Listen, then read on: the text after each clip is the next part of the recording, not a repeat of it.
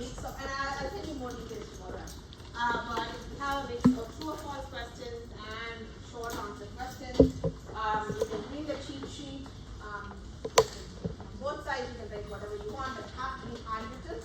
If it's not, I will confiscate it. So please make sure. Okay. All right. So let's continue with where we left off with TCP last time. So if you remember, we discussed how TCP does in-order delivery and reliability. How does TCP do in-order delivery? Yeah. Has a window string and it sends packets and this defines packets and wait for acknowledgement before moving to the next. Okay. So the answer was that there is a sliding window, and you send the sliding window over the packet wait for acknowledgement. That's not how you do in-order. Right? That is. Reliability? Right. I'm asking you, how do you do in-order delivery? How do you make sure that your packets are coming out? Yeah.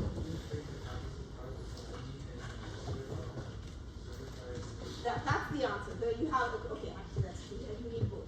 You need, first of all, some kind of ID when you split these packets, because if you don't have an ID, you don't actually know what is the sequence on the other side. So you first, once you break down the packet, you provide this ID, which is actually the sequence number. And this ID, by the way, if you think about it, will satisfy many things, right? It provides a way for you to know what is the order of the packet. It also makes sure that if you lose a packet, you can ask for exactly that packet. So this ID is useful in many different ways. But anyway, you provide this ID, and this ID is called what? Yes, it's called a sequence number. Right? So now you provide these sequence numbers. Now you have an order, because these sequence numbers provide you the order. And then this is number one. The number two is you have a receive buffer at the receiver side. If there is some packet that comes out of order, you can create that. So that's how you do it. Now, how do you do reliability? That's the answer that you give, which is, actually, the simplest answer with reliability is you use acknowledgements and you use a retransmission time. So you need both again, just like how you needed both. So you use acknowledgements because you can acknowledge any packet that you have received, and you use a retransmission timeout, which is, what is a retransmission timeout?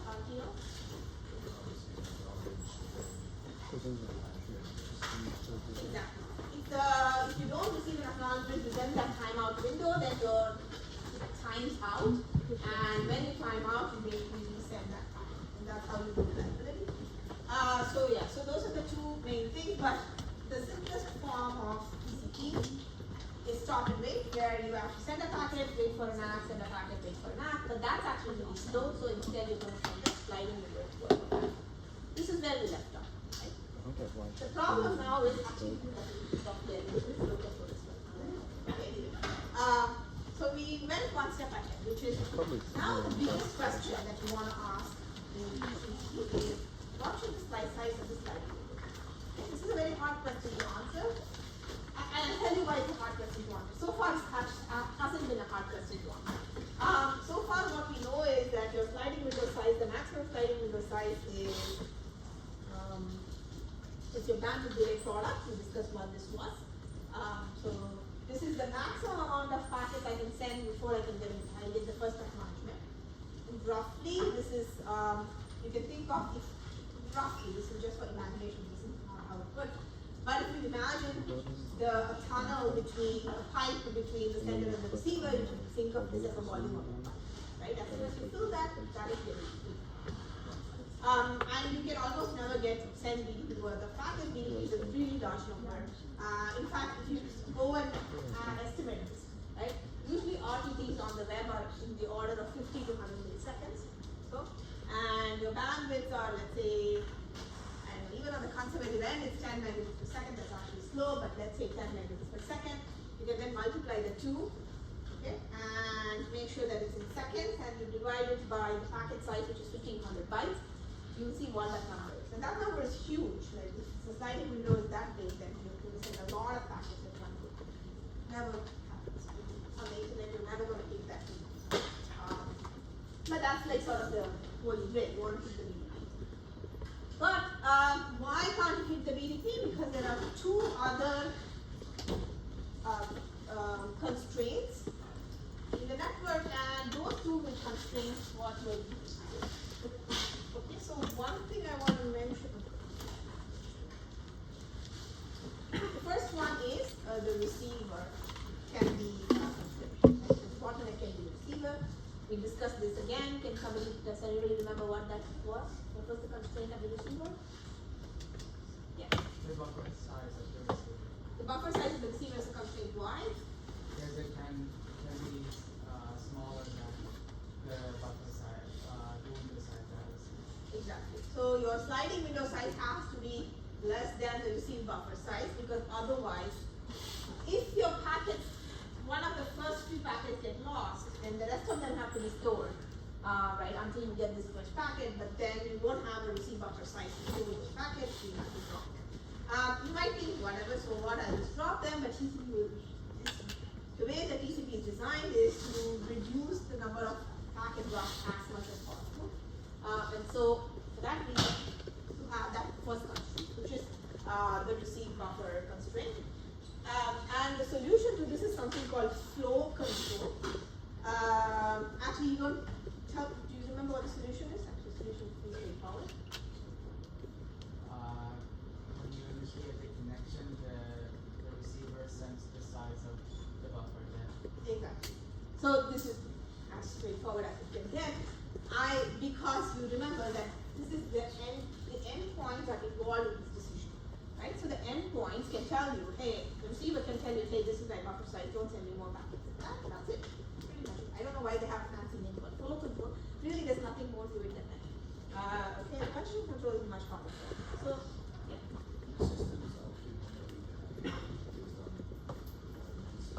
Yes.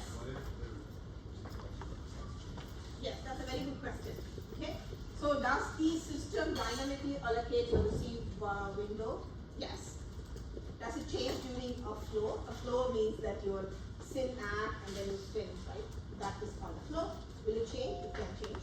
So what happens? What happens is that each time you send the sliding window worth of packet, you need to check what the receiving window is. And if you cannot, you stop. So yeah, absolutely, it will change. I mean, modern operating systems, you won't change that much because memory is not an issue. But you cannot build a protocol making that assumption. You always have to assume that this can change. Okay? Alright. So that's problem solved. This is actually all of this so far that we've discussed with TCP was designed back in the 80s, 81, 82. Nothing much has changed, maybe slightly here and there things have changed. They've remained the same. This is pretty much standard. What we're going to discuss next, that's actually the hardest problem to solve in TCP. It's still an open question, like I said last time. There's still papers being written about this, including our own group. We still do research in this space. So that's the next question, the most interesting part of TCP, which is the fact that the receiver bottleneck is not the only constraint. There's another constraint, which is what is happening in the routers or the network. So I'm going to explain this a bit more, and then we'll discuss something. So to explain this, I need to talk a little bit about how the layer below works. I always told you that we're going to abstract that and not worry about it, but for this part of the discussion, you need to worry about it, you need to understand. So we're going to talk a little bit about what happens in the layer below. And then we'll talk about them in much more detail in the network layer, but for now, let's just talk about this. So this is my sender, and this is my receiver. The sender sends some number of packets. Packet 3, 4, 5, 6. Now, in reality, what's happening is that these packets go through these routers. There's a router 1, there's a router 2, maybe there are more, but for now let's just assume it's router 1, router 2. Of course, the transport layer is giving you an abstraction that there is a pipe between these two, but in reality, there is no pipe between these. So it's actually going through these routers. So let's see what happens in each of these routers. So let's just draw out this router. This is my router.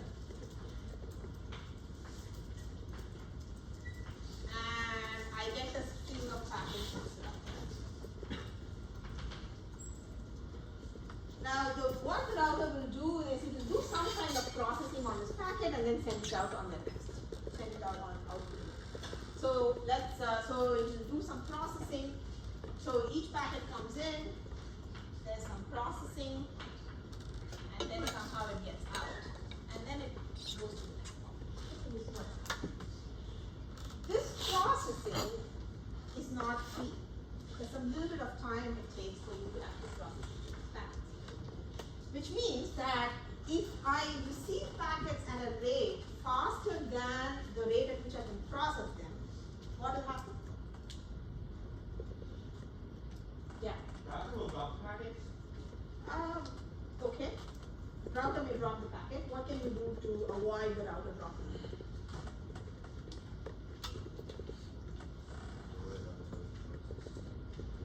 Okay, so you can store it, right? So very similar to the receive buffer idea, where you store things. You do the same thing at the router as well. So at the routers, what you're going to do is to say, okay, I'm getting these packets, I'm processing them, sending them out, but I'm going to receive these packets at a rate faster than I can process. Almost always this will happen. And therefore, what I'm going to do is to have what are known as router queues. Okay, so this is a router queue.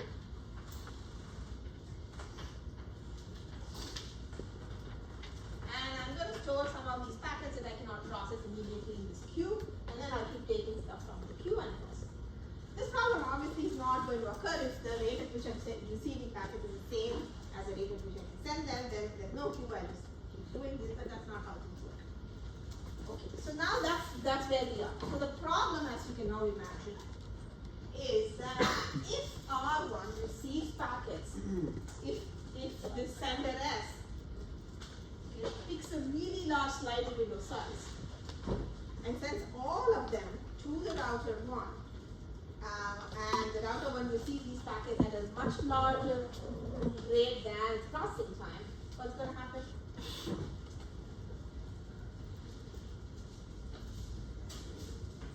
There'll be a queue also, right? So you call them queues instead of buffers at the router level. They're not really different, it's just to make sure that our brains think it's routers versus like buffers mean the receiver. So vertical doesn't mean anything different, but just they're going to call them queues. So the queue is going to be full, and eventually you have to drop it back. Okay.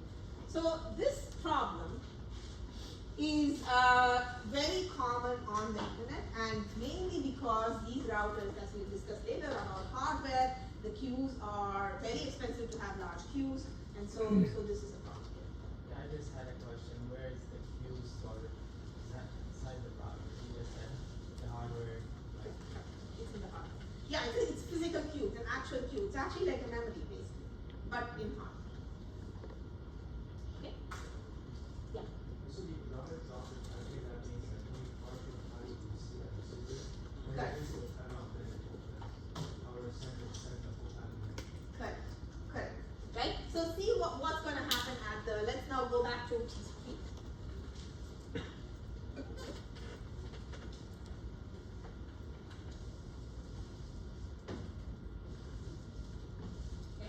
So let's go back to TCP. I have two buffers, two queues at each of these routers. I'm sending a lot of packets, and so my router queues get full. I drop the packet. What's going to happen is that the receiver is not going to get the packet. Then the receiver is going to say, oh, maybe it will not send an acknowledgement. You get retransmission, you reset that packet. However, you haven't done anything. You keep sending like large sliding window size of packets. Maybe what your receive buffer can store. You don't care. That means packets keep getting dropped. They keep getting resent, keep getting dropped, keep getting resent. And finally, you get what is known as a congestion collapse. By the way, this is called a congestion. A congestion means, you probably know the term congestion, you've heard this term. This is sort of similar to traffic.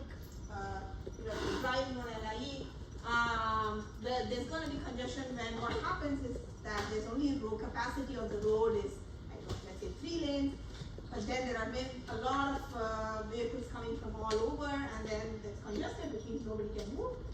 You just stand. So this is sort of similar to that. You're getting, essentially, in the case of LIE, the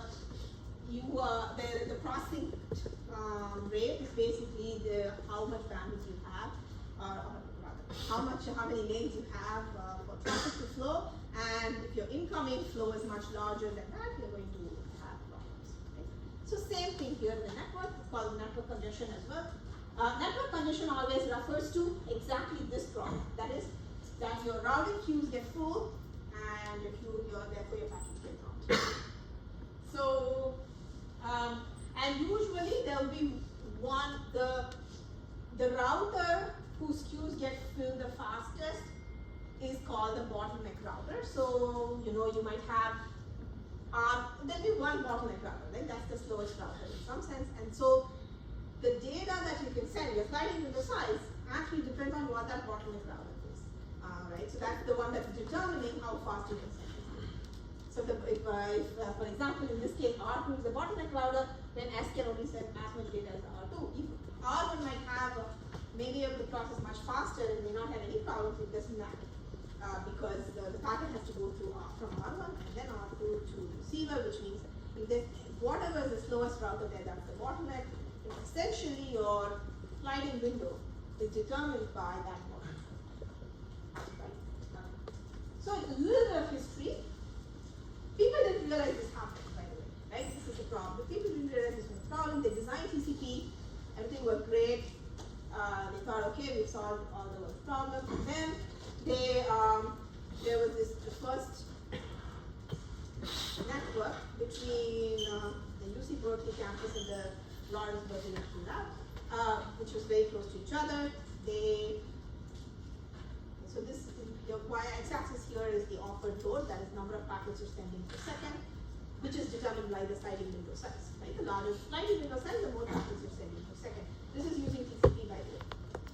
And the y-axis is good put.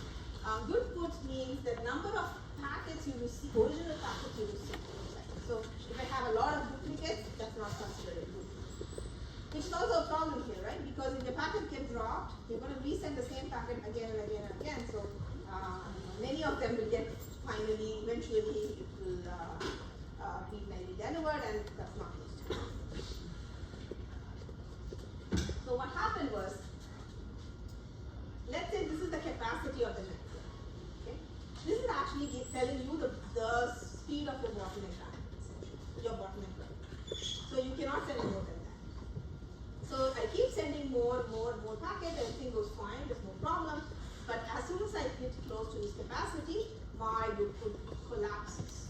Because the packets keep getting dropped, I keep retransmitting, nothing useful is happening.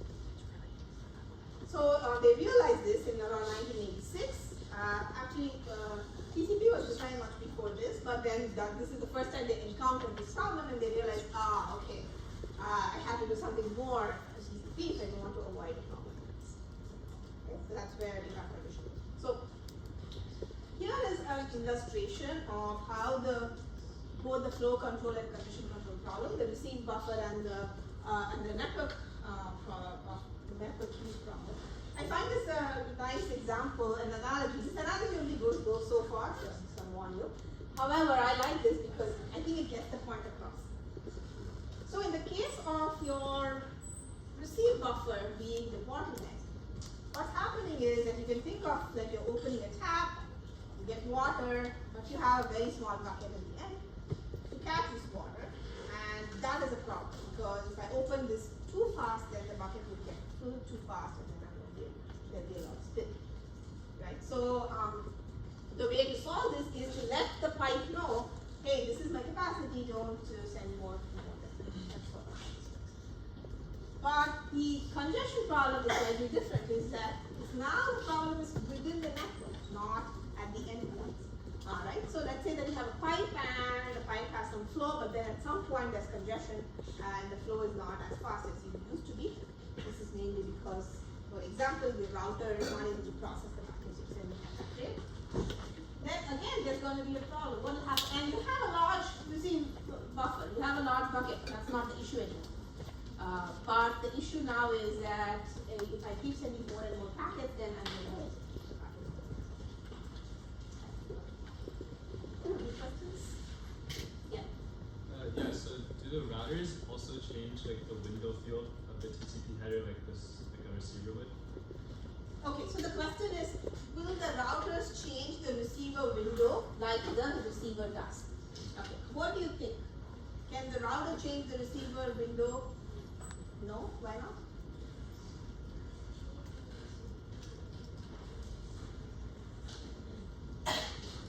So, say that one more time.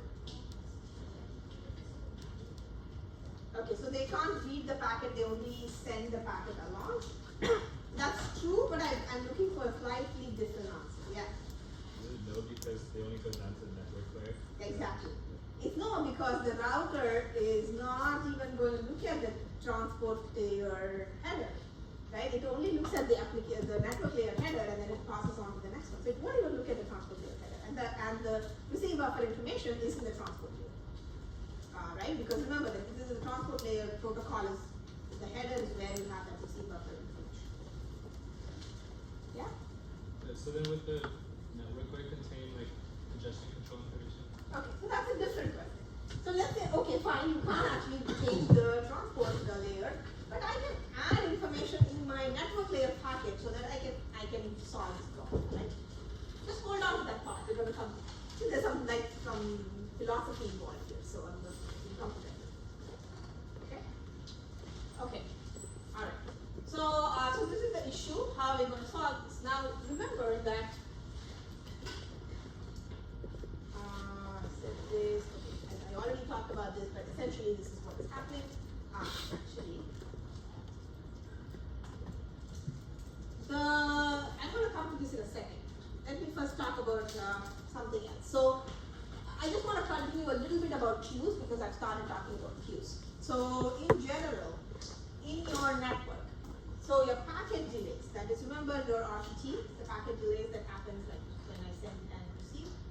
Therefore, the packet delays now, and we can understand this a little bit better because now we know what is happening at the queuing, the routing layer, is that there is a transmission delay, which is basically the time it takes for you to transmit this packet from one port to the other.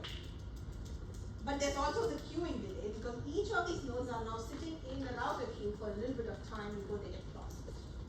And so this means, this is actually one of the reasons why if you have a lot of hops to get to the destination, the amount of time it will take is non-linear to the number of hops. It's not like, okay, if there are 2 hops, then I get this much amount of time for 3 hops. It doesn't linearly increase. If it's just transmission delay, it linearly increase, right? It's just like, oh, I'm just going to transmit this. But it's because there's also these queuing delays. The queuing delays can vary in each of these sites. So, there's one way to solve this problem of queuing delays, or not queuing delays, but queuing delay will still exist, but this problem of congestion where packets get blocked, which is to simply have large buffers in your so that means that each router can now have a large queue, therefore even if I send a lot of packets won't get blocked. The problem with this approach is that if you do that, then the queuing delay is going to increase, and because the packet is going to sit in the queue for a long time, and by the time it reaches, it will be very late. This is actually especially bad for something like video applications. So with video, I'm sending this sitting in some buffer in some router in the middle, takes forever to get there, basically. So that means that having a large queue and the routers is not really going to help. Having a very small queue in the routers is also not going to help because if you have very small queues, then your packets keep getting dropped. We have to still solve this condition control problem. The long and short of it is nobody knows what the right queue size is. There is no right answer. That is, whatever the queue size is, you're going to have problems. So what I'm trying to say is 2 things. One is you can't solve this issue just by figuring out what the right queue size should be at the routers. There is no answer. And second is actually nobody to this day knows what the right queue size is. We just buy routers, have some queue sizes. We just adjust the rest of the protocol according to the queue size. And that's pretty much all you can do. The other sort of related problem is that having large queues in routers are expensive, like I said, because these are hard. there is no right queue size, so I have to somehow just look at the queue sizes on my route, essentially figure out what my bottleneck router is, then figure out what is the best way in which I can send packets, or at least decide my sliding window size so that that I don't have a lot of packets in my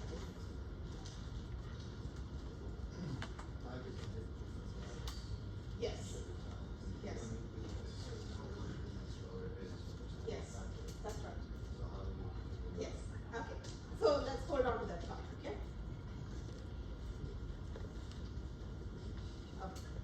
Actually, that's exactly the next thing, but I'm just going to talk about one more thing. So why is this difficult?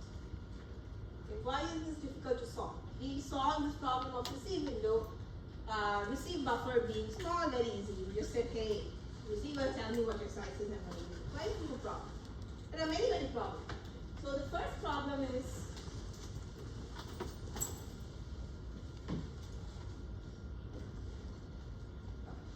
what's your name? Nicola. What Nicola said, which is that what the routes can change. We don't know what the route is. Okay, so we don't know what the route is. So each time I might take a different route. Not only that, I may take a different route, but it's irrespective. Even if I take the exact same route, I don't actually know what the route is to the next hop. Right? What are some other problems? Protocol has to be modular in terms of it's like regardless of the queue size. That's important.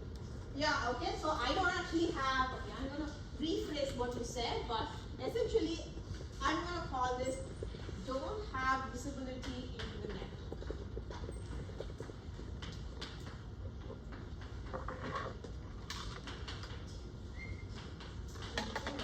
Right?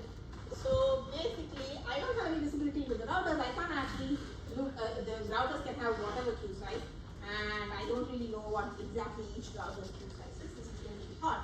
Remember that when we did receive the receiver window problem, I only needed to know what is the receive buffer of the endpoint, and I'm already talking to the endpoint, so this is okay. But now I'm not really talking to each of these routers. What are the problems?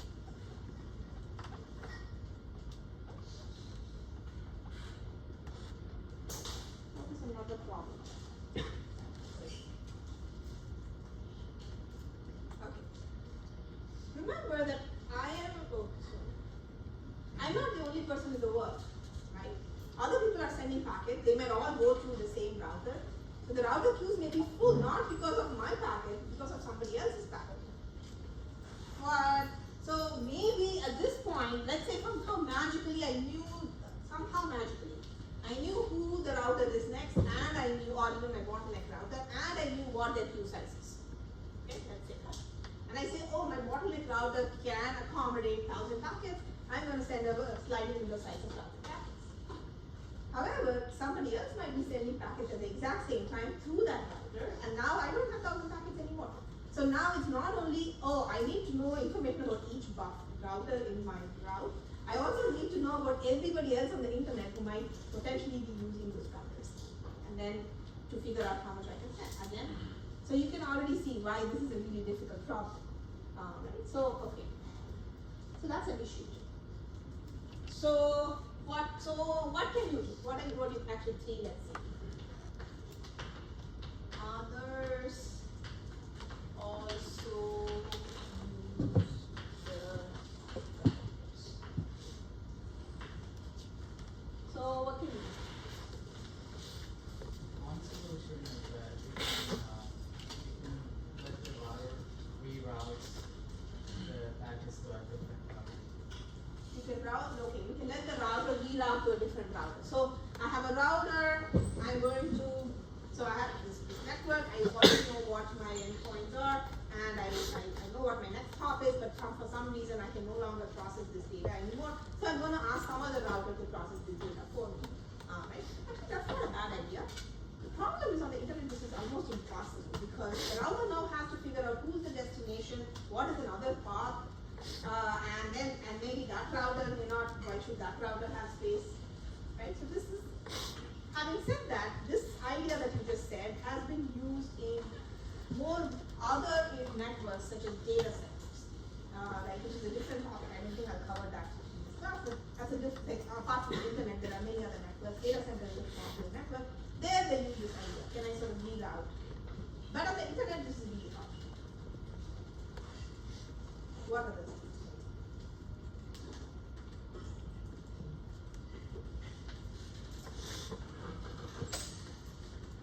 Any ideas?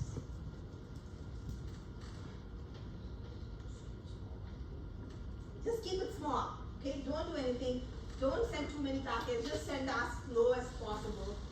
Actually, that's not a bad idea. The problem is that you're not using the capacity of the network. You build this infrastructure and basically you're wasting it.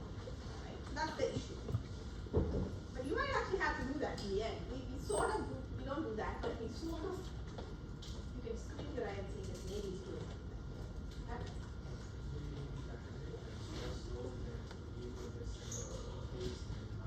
That's exactly what we do. So I'm going to come to that last. Okay, what else can we do? Yeah. Divide the packets into like different routes. That's not going to help, right? Because the point is not that you cannot send that many packets. The point is I have no idea how many packets I can send. That's the issue. There's one approach that I always hear during this class. I'm surprised that you guys haven't come up with it, which is the idea that maybe each router can tell me what their queue is every time, and then I can actually send exactly that many packets based on that queue. Right? That's another approach. So somebody said this, yeah, you said this, right? Essentially, oh yeah, you already said this. So idea would be that every packet, the routing layer, somehow I will add this information. I'll say, hey, my router has, this is my queue size at this time. And then you keep sending this, and somehow you aggregate this information and send it back, and then you know exactly what happens. This is generally not used in practice, and this is for multiple reasons. The very first main reason is that it's impossible to know beforehand, like that I will actually use the exact same route every time. So I might use a different route, in which case this information is redundant. The routers have to do so much additional work because the routers have to be, and we'll discuss this in the next layer, they have to be very, very nimble. They have to be very, very fast, which is actually why they're implemented in hardware. And so now adding any other additional information is actually hard to do. Right? And coordinating among all of these routers on the internet, like every packet might actually have some 8 or 9 routers in the middle. This is really, really difficult. So although that's not a bad idea, it's not used on the internet. They use a slightly different idea. And again, I want to say that this idea is being used in data centers. People have tried to use this idea in data centers, and to an extent, it's being, some form of this idea is being used in the WAN as well, or wide area network, the internet as well. But we'll discuss that later. But for now, okay, they've decided they don't want to do any of this. In fact, there's a seminal paper from 1986, I think, which usually every PhD student in my lab reads that paper. That paper is called the end-to-end principle for TCP.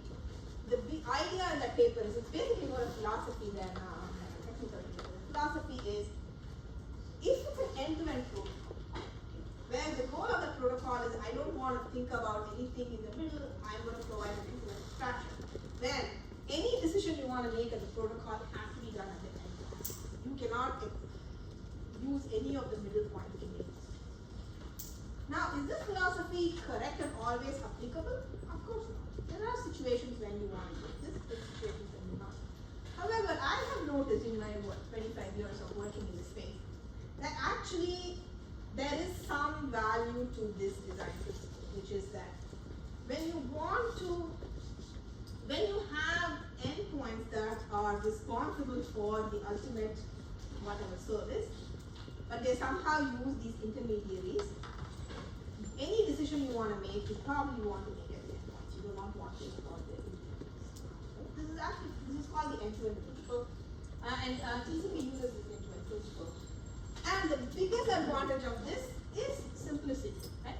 Once you start saying, okay, these endpoints are going to start interacting with all of these intermediaries, get information, make decisions based on that, things become very complex. And so instead you just want to say, I'm only going to depend on my endpoints. So sometimes it's called fate sharing. I'm only going to, the fate of this packet is only going to be determined by the endpoint, nobody else. And TCP uses this idea. Okay, but the question is how, right? How are you going to do this? Nobody answered this question, but I'm going to come to that in a second. So these are some of the approaches that people try. One of the things is do nothing, like don't worry about this, just keep doing stuff. Actually, there are only two things. One of them would be that you will cause the partition collapse, like that happened in 1986 in Berkeley, and the other one is what? Say your name again? Niccolo. Okay, what Niccolo said, which is that, oh, maybe I said as little as possible in the hopes that there won't be congestion. First of all, that's going to waste a lot of potential capacity. But also remember that if you do this, and there's thousands of people who join, and they're all sending as little as possible, you might still have this problem, right? So you're not really solving. The other idea was reservation, okay? So this is an idea, again, this idea came from a good old telephone network, which was ruling the roost back then. And the way the telephone networks worked was they had the same problem, right? Because telephone network is very similar to the internet in the sense that there are endpoints and there are these middle intermediaries that are carrying the traffic. And if many people are calling between, and they all have to go through the same intermediary, that's going to be congestion. So the same problem occurs there.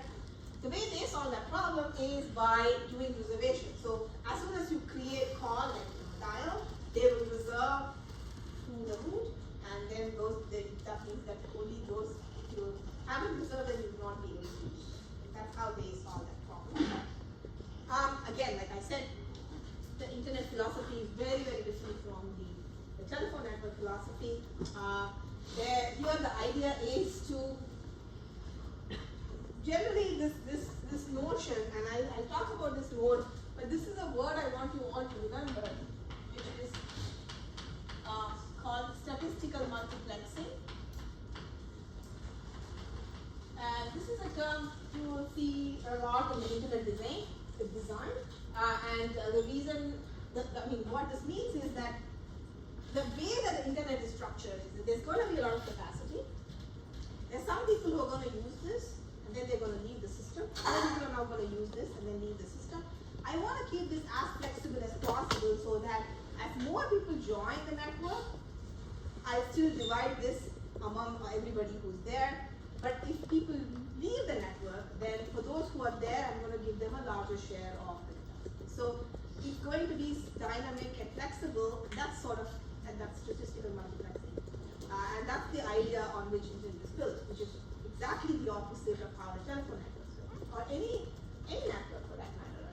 So there's always this notion that if you come in, I will reserve something, and then somebody else comes in, they can't really use this system.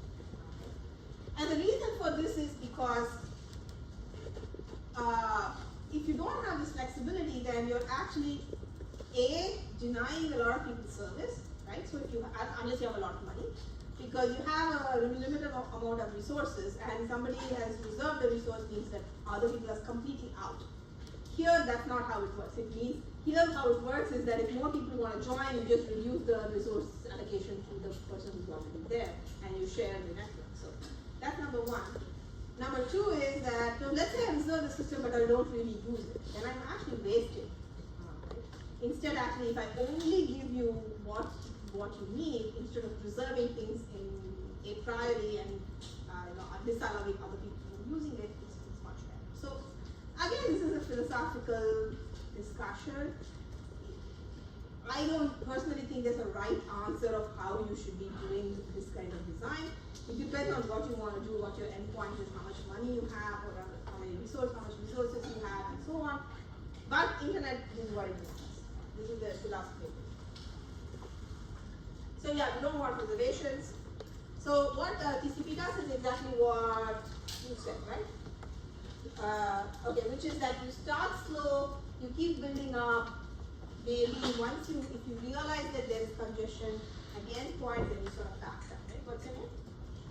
Shen. What's Chen said was, yeah, that's exactly what it is. So you can, what you will do is that you will probe the network and see, okay, can I send more packets, can I send more packets, can I send more packets?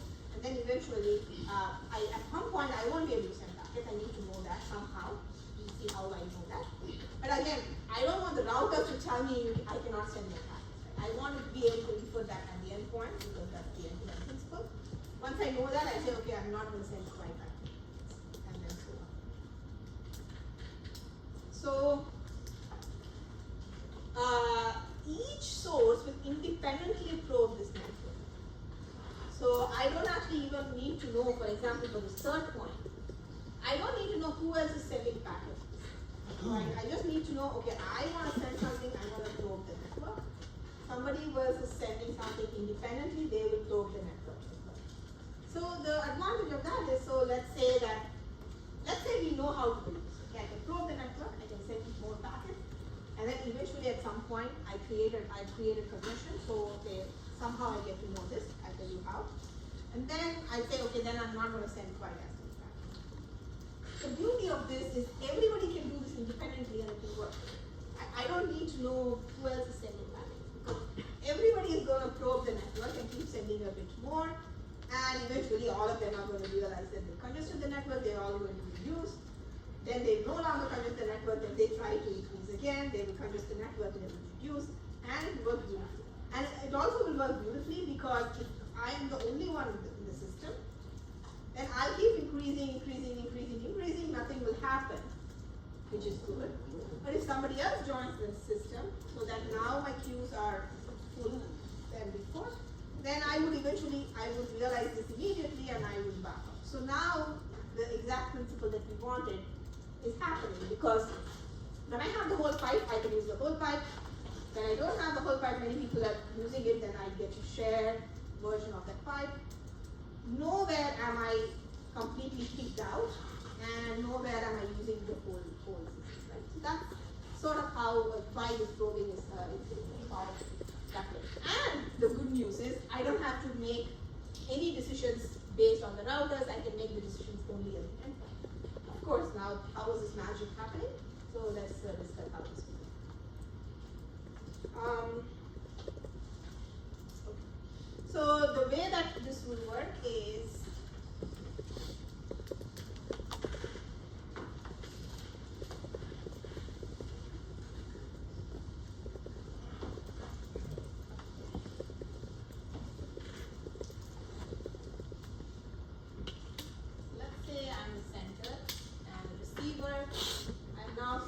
I'm back to my tunnel. I no longer care about what's happening in there. I'm only making decisions based on the endpoint.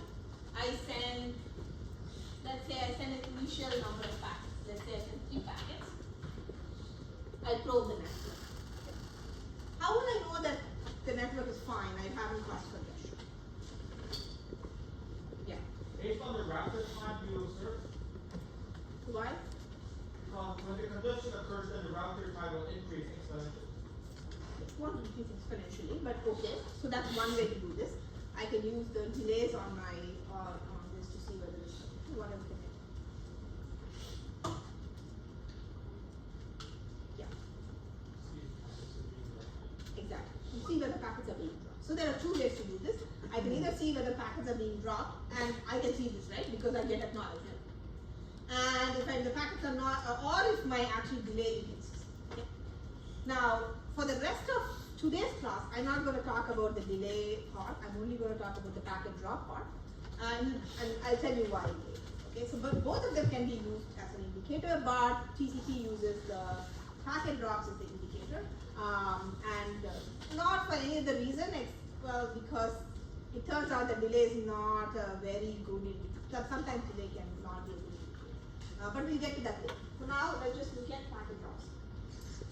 Yeah. I know that it was dropped by the networking of the receiver because I read another receiver. Right, why is the receiver dropped? Ah, right. Okay. Good point. Okay. So,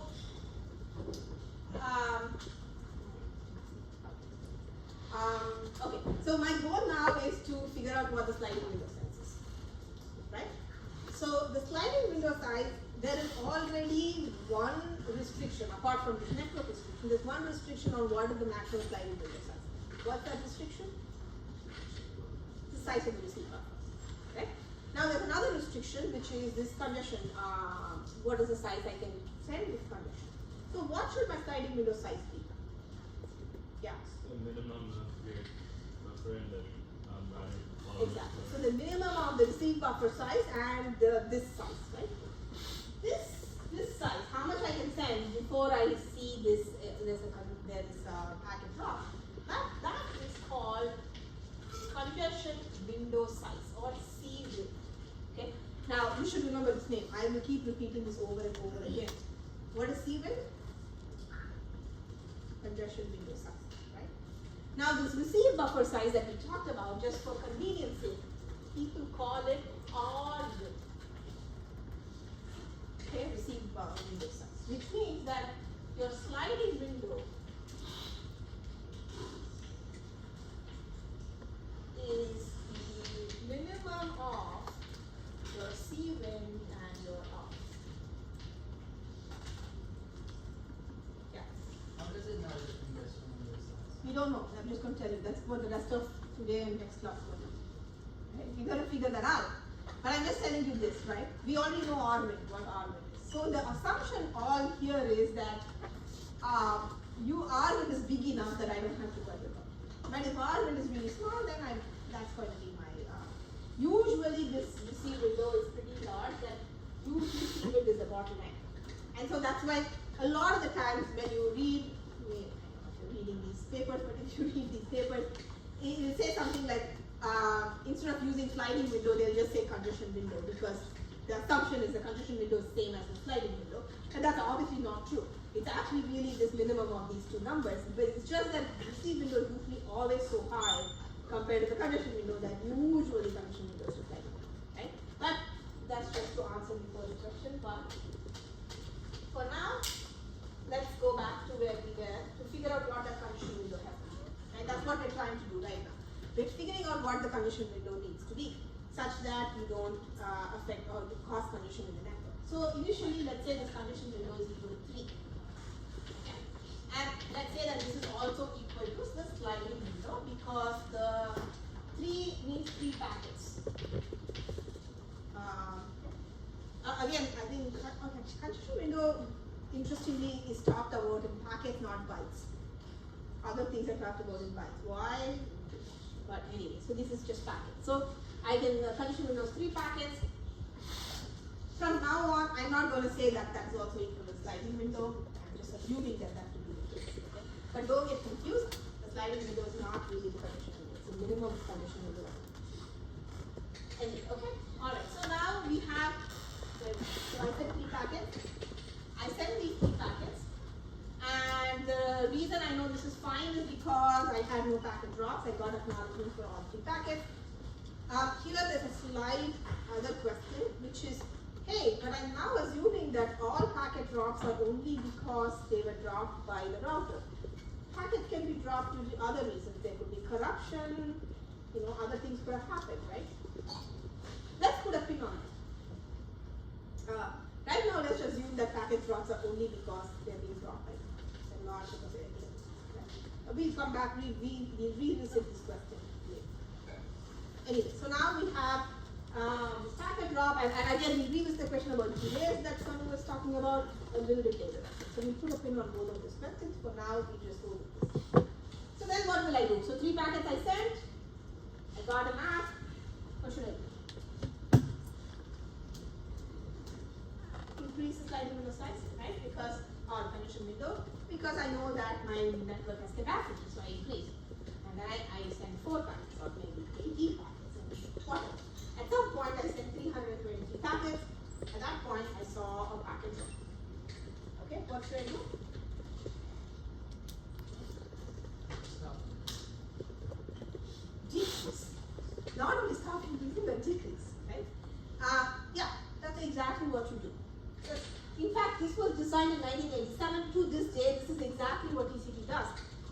The reason that okay, not TCP, congestion control, I want to specify this. So I keep saying TCP does this But TCP has something called a congestion control algorithm which does this, right? And the congestion, so this is a congestion control algorithm that TCP is using. And the reason I'm differentiating this is this same congestion control algorithm can be used by other protocols as well, not just TCP.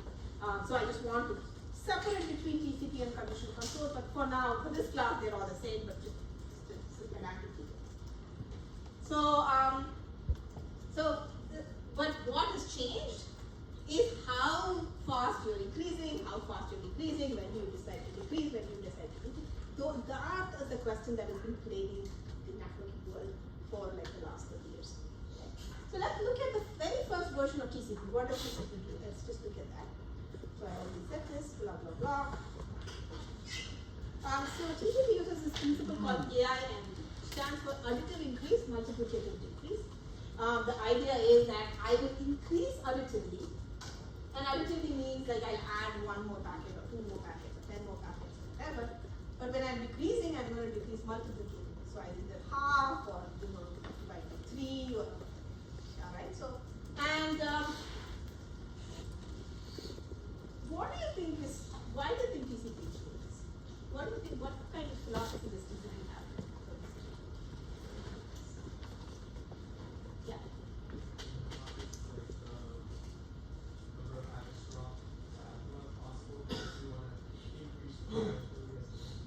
That's right, right? So the designs, if you look at this design space, right, where do you want to live on this design space? You could be very aggressive and say that, hey, I want to use the capacity as, I want to get to the capacity as quickly as possible, so I can send as many packets as I can. But you can also be in the design space where you have the point on the design space where you're saying, I want to be very conservative in terms of how many packets I'm sending, so I don't actually create a condition collapse. So TCP always lives in this conservative space. And you will see this decision after decision is based on that particular philosophy, starting from AIMD. This is so you're going to increase slowly, then as soon as there's a problem, you're going to decrease it after. Right? That's the AIMD. Now, just a slight aside, you don't really need to know this, but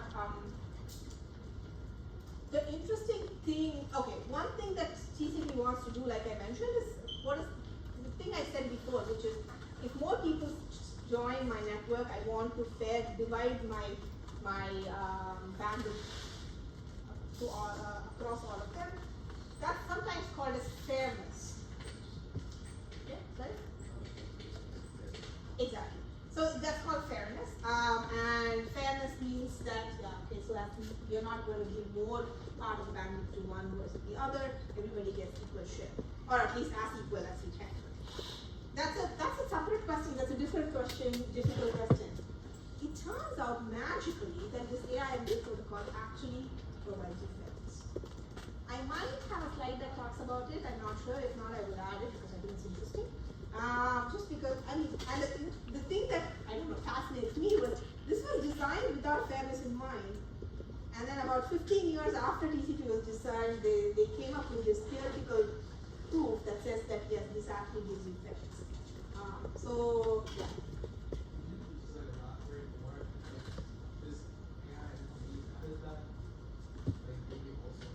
Yeah, I'm not, let me talk about it. I have to tell you how this works before I can discuss it. It's I mean, the fairness proof itself is like, it's very difficult, so I'm not going to talk about that, but I'll give you if I have the slide, I don't know. If not, I'll add the slide. I'll give you like a high level idea as to why that's fair.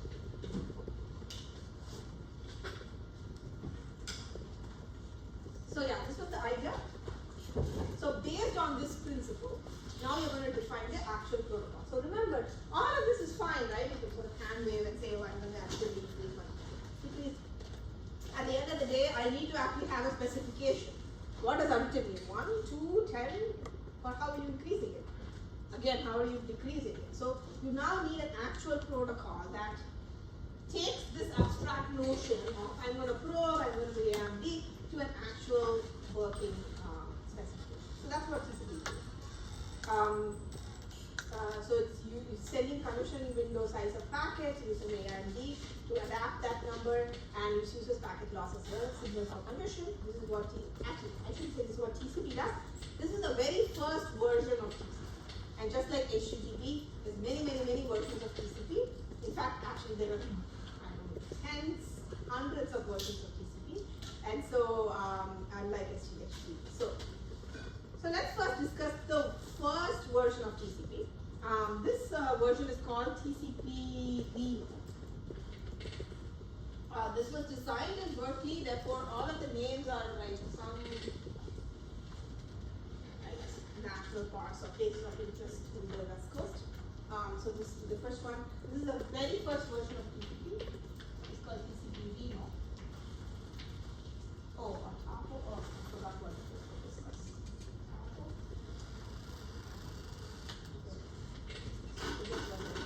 Oh, Tahoe, sorry. This is Tahoe.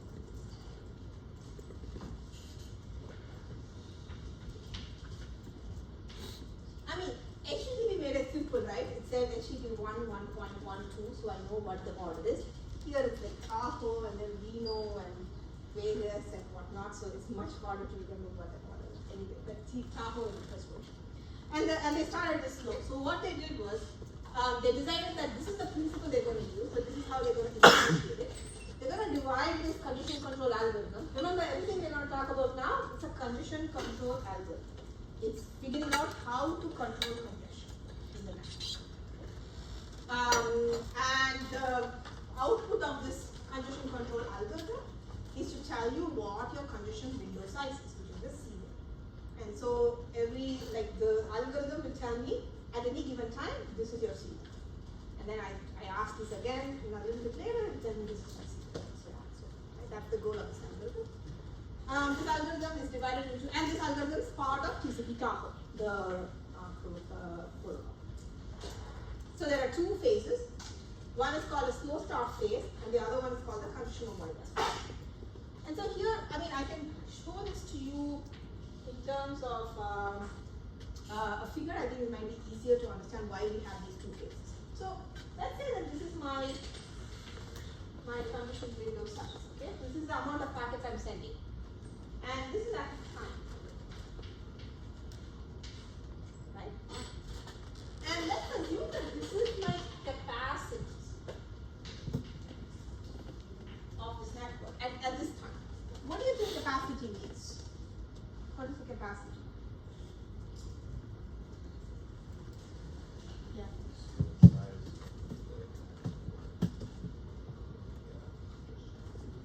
Which is what? Before I get a congestion, can you elaborate on that? What does it mean before I get a congestion? Which will result in? Exactly. Right? So yeah, roughly you can think of this as how many packets can I send into the network before a packet gets lost. Obviously, that number will change over time, right? I'm drawing a straight line as though like it's going to be always the same. The capacity is going to change over time. Why is the capacity changing?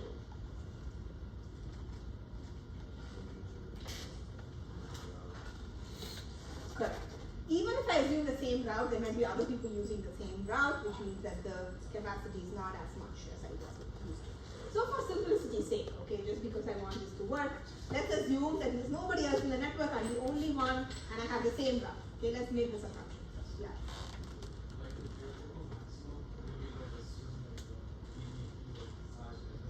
That's a good question. You can, okay. I want to come back to that question, but let me answer this and then we'll elaborate later.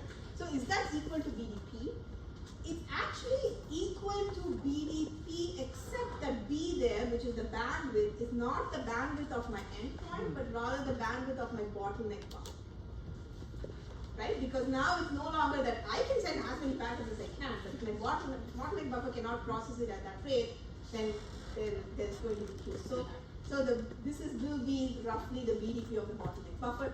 If you're not understanding this, don't worry about this. We're actually going to talk about this in a few. So this BDP, slightly different definition. Okay. So that's the capacity of my network. Let's assume that the capacity is the same because nobody else is using the network, and I'm using the same exact route. Everything is good, right? So the way that TCP Tahoe, actually generally TCP works, except for some newer versions, is that I'm going to somehow try to jump to some point in the middle as fast as I can. And that some point I'm going to choose as a point which is well below the capacity so that I'm not really going to see packet losses. And then from there on, I'm going to do this until increase slowly until I hit the packets. Right? That's sort of the idea. Why is it doing this? Mostly because the capacity is usually very high. If you start slow and you do additive increase and additive increase, you're never going to reach the capacity. Why is that a problem? Yeah. It's just slow. It's very slow. Okay. Your goal is, the TCP's goal is, I guess like it wants to have its pie and eat it too, in some sense, right? It wants to make sure it can use as much of the network as possible, but it doesn't, it's very, very conservative about actually going over the capacity. And so anyway, because of this, TCP uses this idea of two phases. You have a slow start phase, where you increase your condition window as quickly as possible to some point which you come up with somehow. And then you do a congestion avoidance phase where you're going to do AIMD or AI part of the AIMD, which is then going to increase. Okay. So the way that the slow start works is as follows. Actually, let me draw this.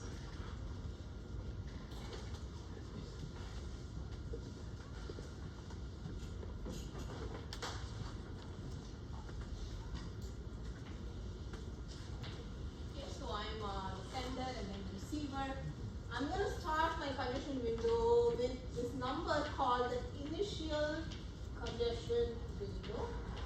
This number is hard-coded in your kernel. When TCP Tahoe started, this number was 1, which means I first start with 1 packet. Right? Today, the congestion window, the default in all of your computers is 10. Initial congestion window is 10. Some people can set it to a much larger number. So this number, like it's just hard-coded with some number initial congestion windows.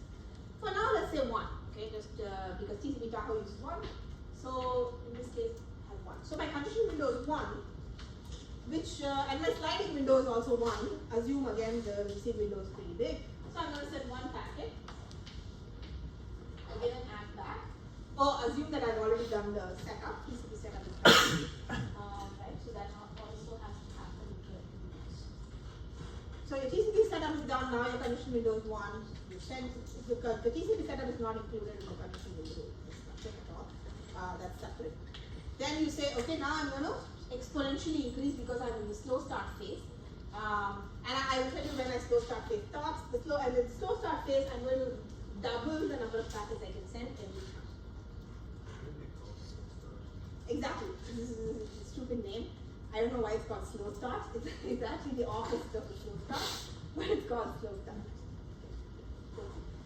So I'm going to send 2, I'll get that ACK, I then send 4, and I get back the ACKs, blah blah blah. I keep going until my congestion window hits what is known as a slow start threshold, which is anyway, which is that like halfway point I talked about where you sort of quickly ramp up.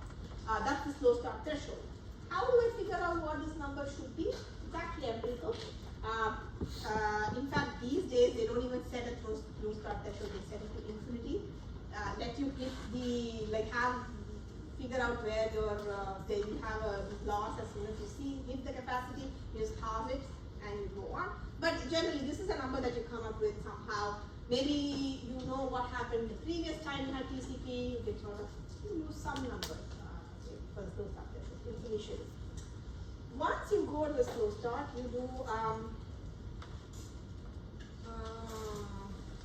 okay, I'm going to come to this when I go back. If I have, then I'm going to the condition avoidance phase. So let's say my slow start was 4 over here. Let's say this is 4. So I hit 4 already. I sent 4 packets, I got my ACKs back. So then I'm actually going to then move to the condition avoidance phase. So next time I'm going to send 5. 5. I see when you go 5. let's say I get all my apps back. Okay, what am I going to do next? Increase by 1. I'm going to increase by 1. It's additive increase, it can actually increase by any number, it's just additional until that's all. But TCP Tahoe does 1. That's the magic number. So it does condition window plus 1, so it is then 6, and so on and so forth. And keep doing this until what happens? Okay, it's wrong. A packet is dropped. Either a packet is dropped or I'm done sending all my packets and done. Right? Either of those cases. So now let's see what happens when the packet drops. And TCP Tahoe does something very weird. What TCP Tahoe does is that as soon as there's a drop, this is not a greatest design, it will quickly change. Like the next version comes pretty quickly after this one. Is that whenever there's a drop, either in the slow start threshold phase or the condition avoidance phase, it will actually get your condition window to my initial condition window, which is all the way back to 1. However, it will set my slow start threshold to half of my condition window. So let's assume that here I kept going and my condition window was, let's say, 108. Okay, and that's where I saw my loss. What I will do is then I will set my new slow start threshold to 90, which is that condition window where I saw the loss. I'm going to have that. Right? Why is that? Why am I doing this? Yeah. In order to catch up, In order to catch up, not really. What does the slow start threshold mean? What do you think what does it signify, the slow start threshold?